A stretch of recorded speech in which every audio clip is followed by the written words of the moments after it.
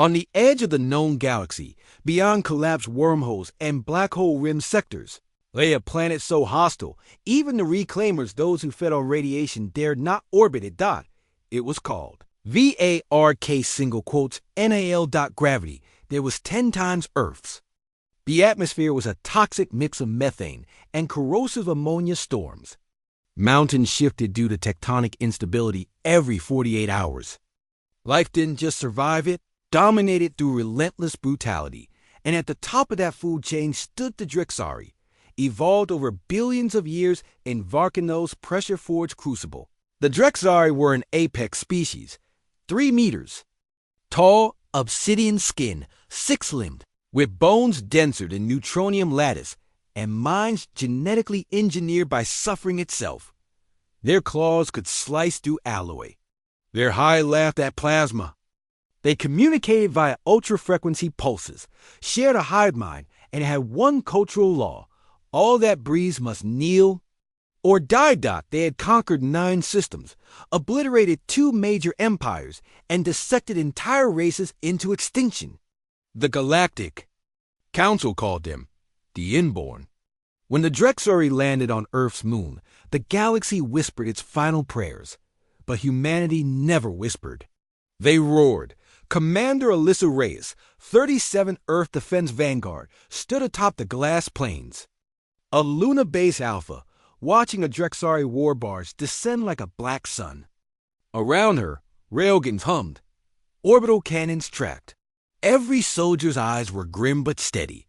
The Drexari expected panic. Instead, they were greeted with silence and crosshairs. Begin, Reyes ordered calmly. The first Drexari strike. Team deployed 12 warriors bred in the lava wombs of Varkano, wearing living armor. They landed within seconds, and 3 were immediately vaporized by automated turrets. The rest charged, but humanity had evolved through something far crueler than a Deathworld. History. Reyes' squad fought with tactics born of centuries of war-urban chaos. Guerrilla ambush, adaptive counterstrikes. Nanite blades met Drexari.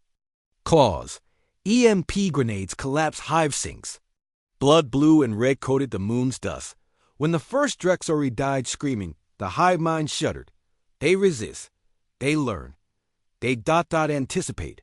For the first time in 1,000 years, the Drexari experienced something alien. Doubt. 3 days passed.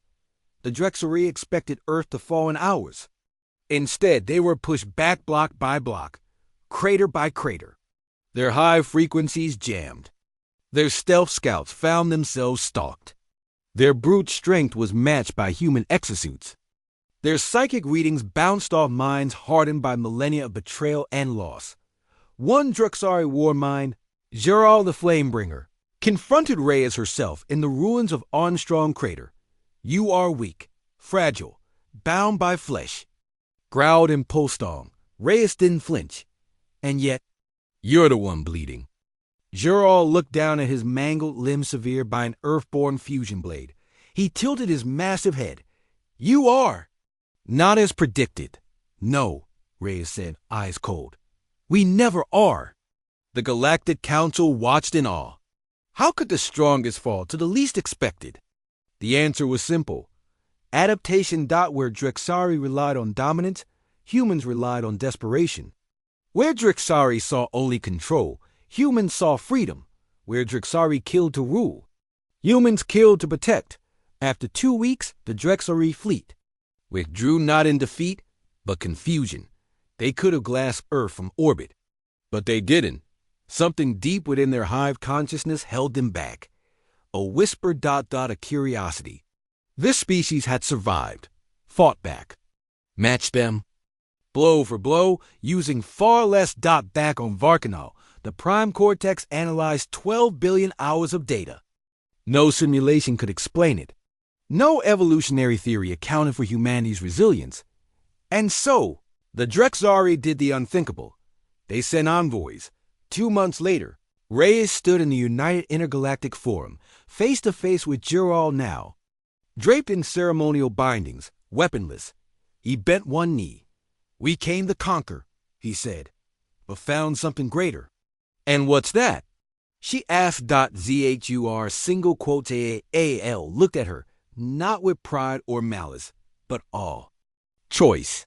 Over the next decade, Drexari science merged with human ingenuity. Their soldiers trained alongside Terran forces. Their young began questioning the hive. Humanity hadn't just repelled the strongest Deathworld species. They had changed them. Not with domination, but with defiance. With spirit. With hope. In the end, the galaxy will remember the Drexari not as tyrants, but as the last species to challenge humanity and evolve because of it. Because that is what humans do best. They don't just fight. They transform the universe around them. One enemy at a time.